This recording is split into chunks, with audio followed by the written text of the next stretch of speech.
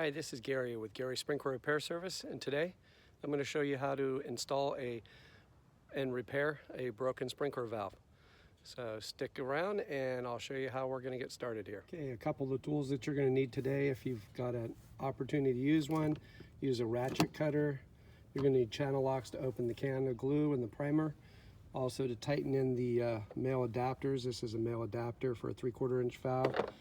This would be a male adapter for a 1 inch valve. So side by side you'd be able to see the difference here on the tailgate. So that's the difference in size. So that kind of helps you a little bit. 3/4 inch would be your fingertip on the inside to about the bend in your finger, and about 1/4 inch almost past that for a 1 inch to stick your finger inside. So if you're trying to gauge what size pipe you have. We're going to be using a Rainbird 3/4 inch combo filter. So if you look inside here, see the white pin on the bottom. So it's a filter number 1, number 2 pressure reducer. If you look inside, there's the pressure reducer part.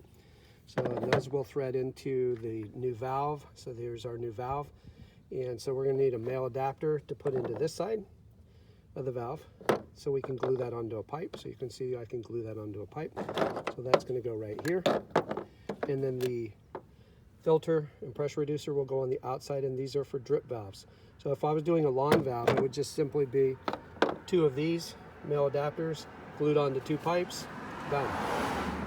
But today we're going to be doing 3 drip valves. So again, I'm going to need a male adapter here, a 3/4 filter and pressure reducer unit for the drip system for the outgoing side. And then I like to put on what's called a female adapter. So I thread this end. It's like a coupling onto the bottom of that pressure reducer filter unit, and then that other half is not threaded, and I can glue that onto a pipe. And I'll show you how to measure that in a little bit. One of the things I like to do is tell people you need some 3/4 Teflon tape. This is just like a plumber's tape that you use to put on the threads. Do not use any glue on the threads when you put them into the valve. Just use Teflon tape. I like to tell people 3 to 4 wraps. When I'm talking to my employees, I'm trying to explain to them, you can see that I try to say make it to where the threads look puffy. So if you can kind of see, if I get close enough here, with the Teflon tape on there, the threads look kind of puffy compared to how they would look without Teflon tape. See how nice and sharp they look? Versus when you have the right amount of Teflon tape on, they look kind of puffy. And that's a good way to figure that out. Also, you do the same thing on the filter. If you look here, the threads look kind of puffy versus this is what it looks like before I do that.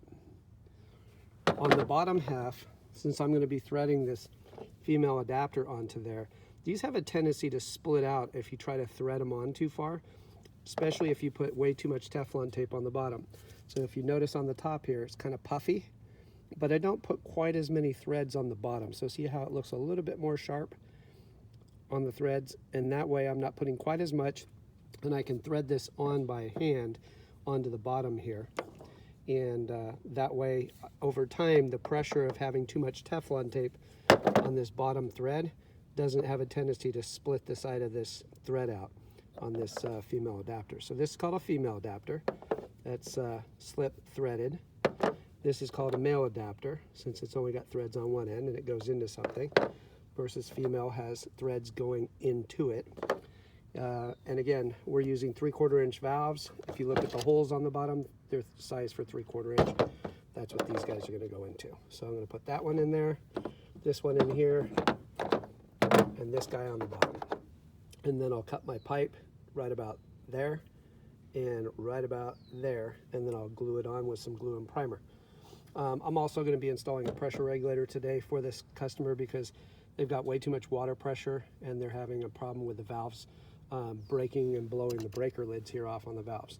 So that won't be part of our demo today. I've already done a video on that, so if you'd like to see that, check out our video on installing a pressure regulator, or what plumbers call a PRV. So the other thing that's helpful to have when you're doing this job is just a regular cutting tool. You can see just a X-Acto blade. That's good for once you cut the pipe, for scraping the old glue off of the pipe, getting it nice and clean. I also like using a bubble level, and I can show you kind of how that's used if it comes into play. The other thing is I have a beveling tool, so I kind of like to bevel the pipe before I try to glue anything on, and this has like little cutting edge. All these tools you can find at Lowe's or Home Depot, Ace Hardware. The other thing we might need to use if it comes down to it today is depending on how short the pipe is down in the ground, we might need to add a coupling. So this is a 3/4 inch slip coupling. It's slip on this side and slip on that side. And this is a small piece of 3/4 inch pipe that I would first glue that into there, glue it onto the pipe, and then measure it to cut it to whatever length I need it to be. So, and those are all real helpful. The other thing you might need, some wire nuts. So when you're done, you can put some watertight wire nuts. You can see how they have caps on the bottom, the white caps. They have grease inside. And that's pretty much it. So I use small wire nuts, and then these are medium wire nuts. They're called Drycon is the company. And again, these are quite a bit bigger. These are medium. That'll be for the common. And then if you have a pair of wire strippers to do the wiring, that would be helpful as well. And of course, you're going to need some rags. And I use glue and primer, so that's both of these cans here. And I prefer to use a wet dry glue and primer, and that enables you to be able to, the glue and primer I use is Spears. I use their Aqua Primer. So if you want to see what that looks like, this is the Aqua Primer, not the purple. I just don't like the purple. It stains too much, the pipe. It doesn't look good when I'm done. And then this is the Spears wet dry PVC cement. This will hold up to 160 psi of water pressure within 2 minutes. It also works if water is still present.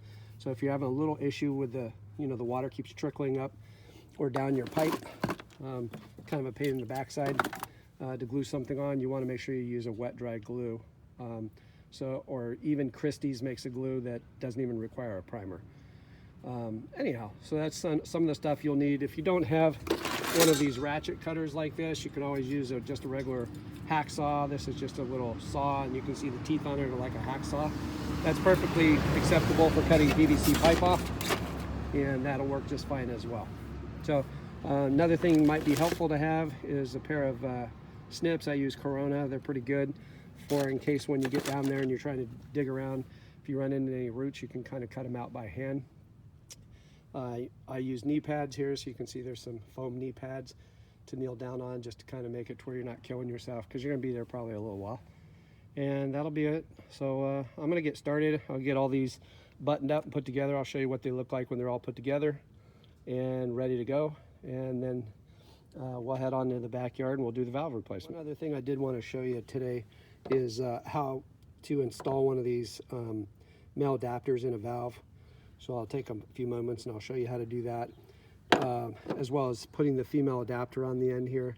I'll show you that as well. So let me see if I can get this thing set up to where you can see. So I'll spin it on around here, and hopefully we get it into a position where you'll be able to watch me.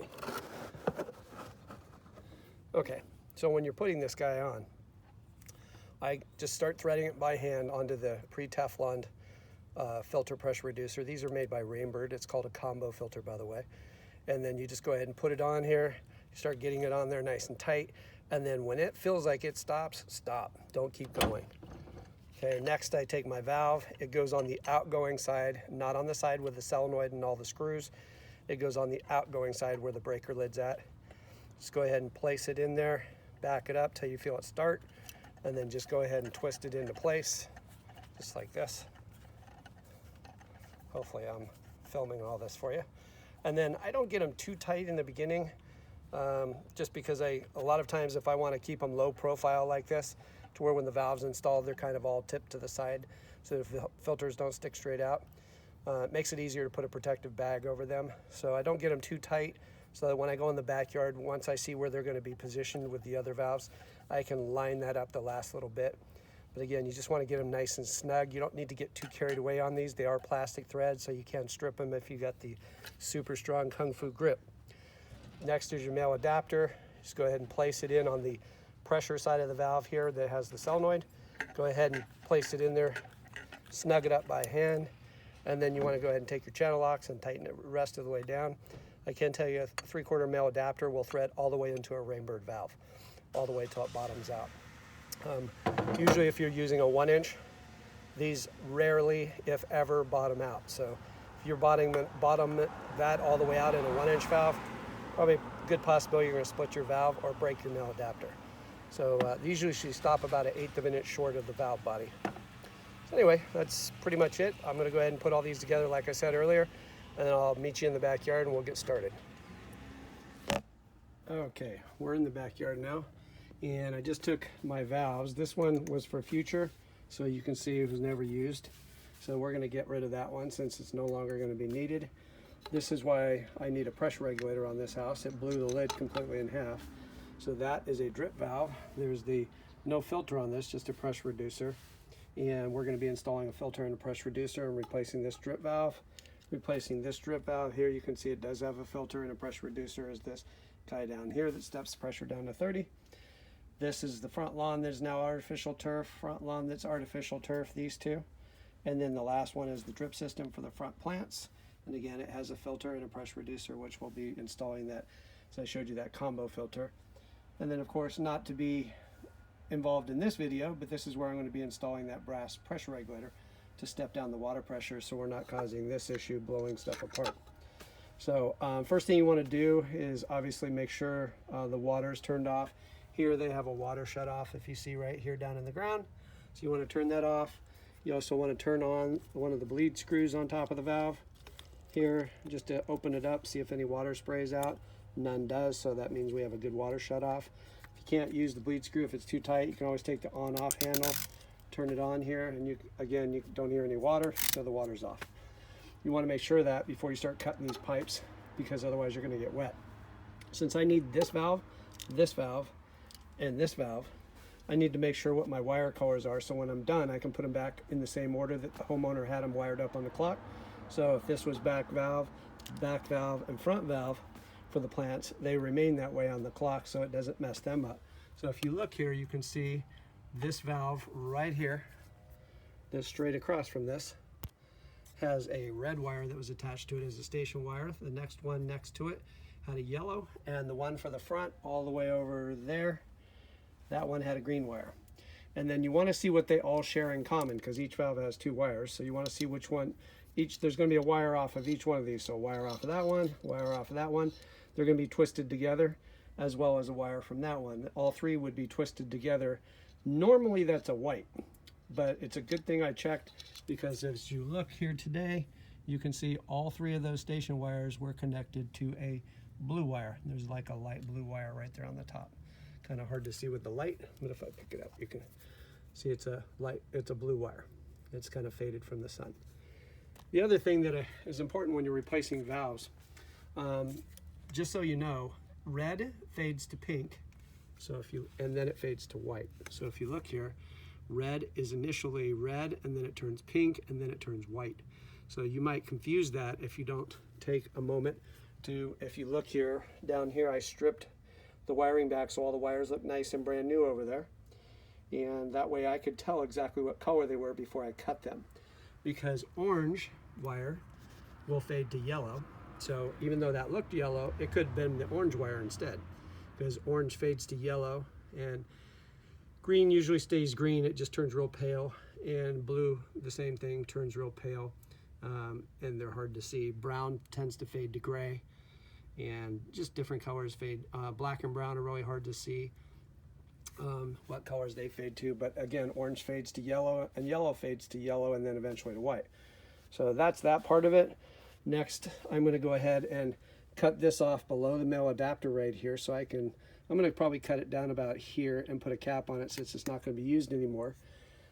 This valve actually has a 1-inch pipe back here, so I'm going to cut it down here and put a 1-inch coupling. If you look here, I'm going to put a 1-inch coupling with a 3/4 inch bushing in it to reduce it to 3/4, and then bring it up with a piece of 3/4 pipe, so that it will be just like this guy over here.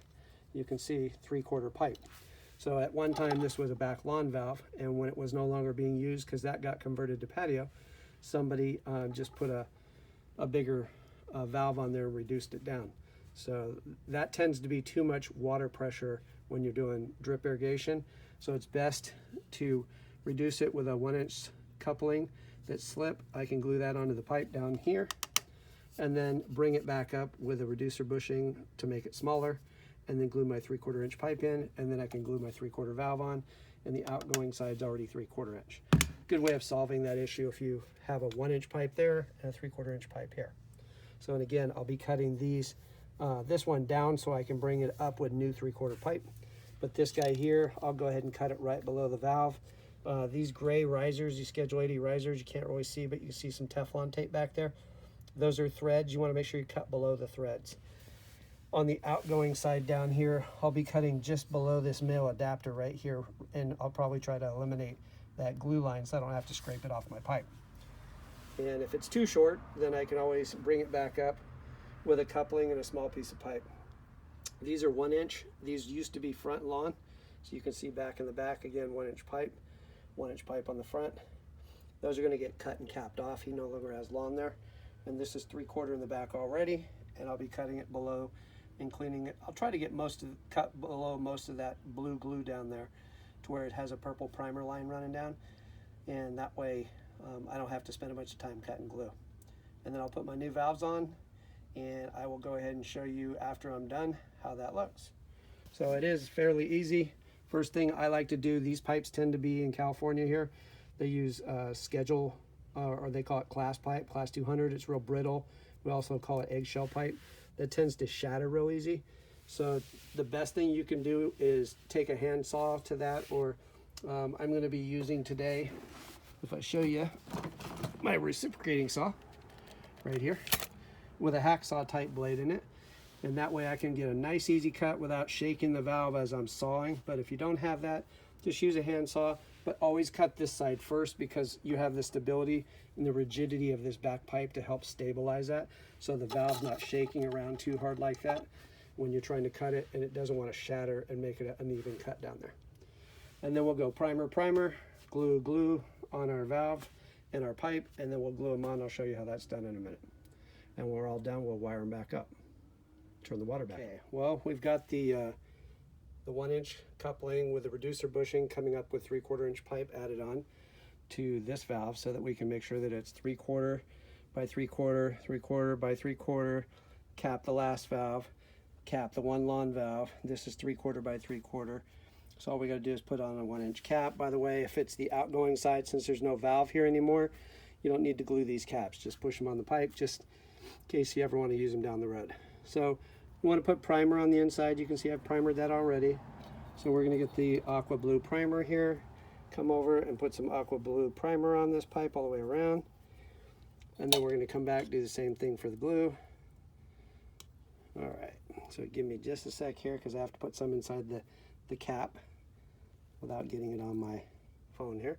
So I put it inside the cap, and now I'm going to go ahead and put it around the pipe. And then I'm going to go ahead and put that cap on there. Put it on, and then you want to go ahead and turn it about a 1/4 turn and then hold it in place. Caps are notorious for pushing back up off of the pipe once you shove down on them. They like to slide back up the pipe. So that's something you have to be really aware of, especially on this reducer bushing here. You can see how it's pushed in all the way down when it's glued in. That's this little guy, this little lip up here. These are notorious for when you push them into this coupling, if you're not paying attention, they like to slip and come back out. So again, you want to make sure that you keep an eye on it. I like to wipe off any excess glue so there's not a lot of excess glue running down the pipe. So everything looks nice and clean. And again, wiping off any excess glue that might be dripping down. Now I'm just going to go ahead and level up this pipe, and this pipe so that all my valves will be the same height when they're all done. And then I'll go ahead and start gluing them on. Once I have them all the right height, I'll go primer, primer, primer, primer, primer, primer, and then I will take my valve, which are sitting over here now, all assembled, ready to go. And remember I was talking about positioning these filters here to where they'll face the right way. So if this is the front drip, you can see that filter will be facing back. Whereas these guys, this valve will be sitting here, and you can see how you kind of tip them in. So they're facing in. And of course, the last one, once I cut it to height here, will also be sitting here and it'll be facing in. So see how they're tapered in? So it looks all professional and everything. Anyhow, that's how I like to do it, so I don't get them too tight until I get back here. In this case, I already kind of knew which configuration they were going to be in, so I tightened them ahead of time. But you as a homeowner might want to just get them snug, and then once you get them back here and see how they're going to line up, then tighten them down the rest of the way so that they're kind of low profile and they're not sticking straight out. So anyway, that's pretty much it. So again, I'll do primer on the pipe down there, glue on the pipe up here, glue on the pipe down there. I'm going to go primer inside there, drip the primer out so there's not a puddle of it. I'm going to go glue in there, and then I'm going to go ahead and glue it down onto the pipe. And you can see if I show you here, I'm going to move the camera around to the other side so you get a better idea of what I'm talking about. Well, when this is glued on all the way down, see if I can get this where I can show you. You can see if this is your pipe, you can set it there, and then I'm going to take and cut right below this male adapter in the same spot. So you can see it sits on top of the pipe.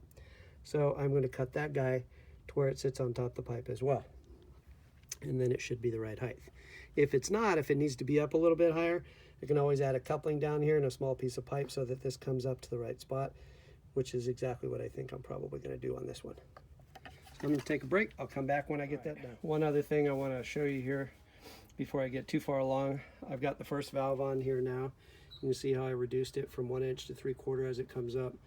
3/4 glued on, first valve's in. I measured this one and cut the pipe already, but when I hold my valve up to that, you can see if I hold my valve onto the pipe here and look down here, we're going to come up a little short. So down below I'll need to add a coupling and a small piece of pipe so that I can glue this onto it. So I'll come back after I've done that. But one other thing is when you're cutting these off, especially if you, more importantly, if you're using a saw, like a hacksaw or something, you're going to see a lot of PVC shavings. I'll show you what those look like. You'll see the white shavings here as I cut that pipe off. Those are actually down in the pipe. So what I do is I put my hands over each one of these one at a time, and you blow into the end of the pipe here and you can blow all your PVC shavings out. So one way you can do that, if you got a clean piece of pipe, you can just set it on top of this pipe like this with your hand, just like that. Put your hand around it and blow on it. And I'm going to show you the other pipe if I can try to do this both at the same time without dropping my phone. You blow in it. That's how you get your PVC shavings out of the pipe. And the reason you want to do that is because if you put your valve on and you leave those PVC shavings in these pipes, when you turn the water on, guess where all those PVC shavings are going to go? That's right up into your brand new valve. Caps are on. Valve's gone that we don't need. New front drip valve. Both back drip valves. All I got left to do is wire them up. Got red is the left valve. Yellow is the middle valve. And green over there is going to be my right valve. And blue is the common. So that means one wire off of each one of these valves. See how they have 2 wires? One wire from each valve is going to get twisted together. So there'll be 3 connected together. And they'll connect to the blue wire, which is the common on the timer. They probably cut the white wire, which is typically our common down there, when they installed the artificial turf in the front yard. So they had to use the blue wire as a backup wire. So that's how I know, because I've done enough work in this area. Well, anyway, hope you liked our video today. And as usual, if you liked our video, I'd like to ask you, if you can, to make sure you like, share, and subscribe. And give us a comment if you think there's something that we could do better, or if you liked what you saw and you felt that was helpful.